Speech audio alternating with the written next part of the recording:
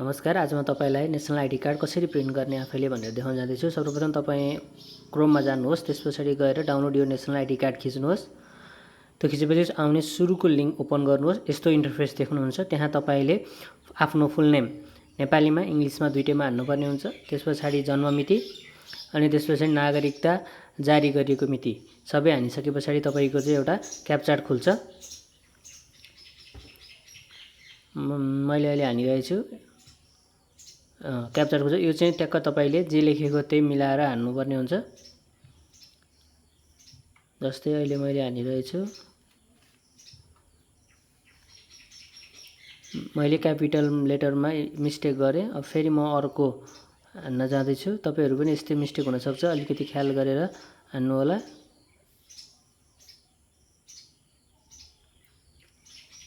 अहिले मेरो सक्सेस भएको छ र मेरो के देखेको छ भन्दाखेरि चाहिँ नेसनल आइडी कार्ड चाहिँ देखिसकेको छ। अब यसलाई म डाउनलोड गर्न जाँदैछु। डाउनलोडमा खिच्छु।